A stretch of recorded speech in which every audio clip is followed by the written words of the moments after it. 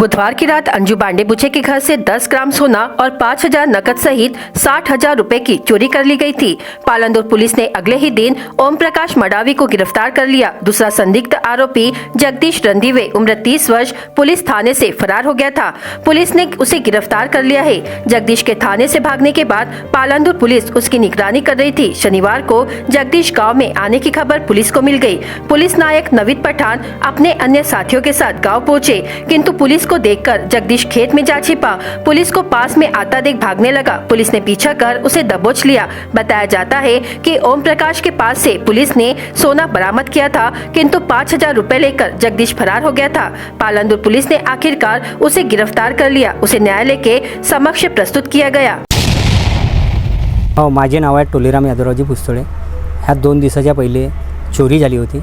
त्यांना पोलीसवाल्याशी थोडंसं संबंध आहेत माझे। त्याच्यानं मी त्यांना सांगितलं का तुमच्या गावी चोरी झाली पाटेल, तर मला हे चोर पकडायचे आहेत, म्हणून मी यांना मदत केलो चोर पकडण्याच्या बाबतीत।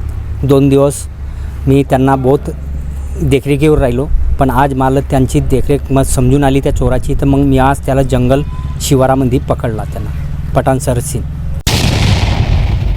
हां, बरोबर आहे। एक मांगली गाव आहे पोलीस स्टेशन पालांदूर अंतर्गत। तर त्या गावामध्ये श्रीमती अंजू युवराज बांडेबुचे यांच्या घरी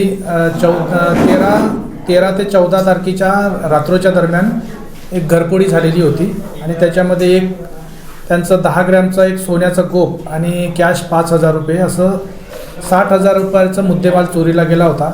आणि त्यामध्ये पोलीस स्टेशन पालांदूरने गुन्हा दाखलनंतर आम्ही तपास चक्र फिरवली, तर आम्हाला असं कळालं की 2 संशयित आम्ही त्या ठिकाणी आम्हाला नाव निष्पन्न झाले होते। तर त्यामध्ये आम्ही त्यांना पोलीस स्टेशनला आणलं, तर त्यापैकी म्हणजे बोलवलं होतं, तर त्याच्यापैकी एक जो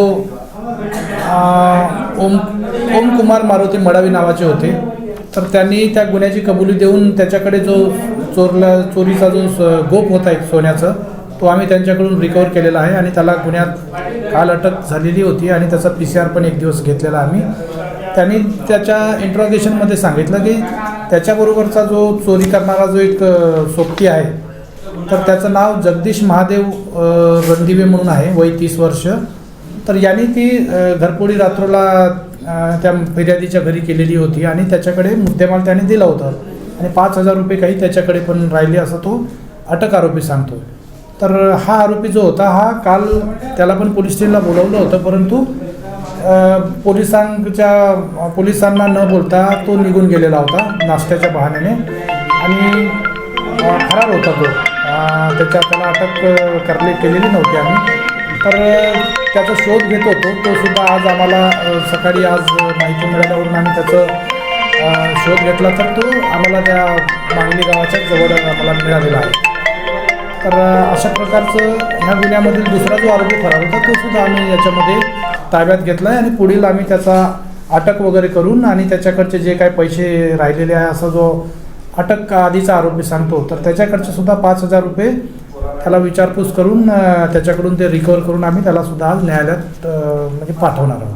भंडारा गोंदिया जिला वासियों के लिए खुशखबर है।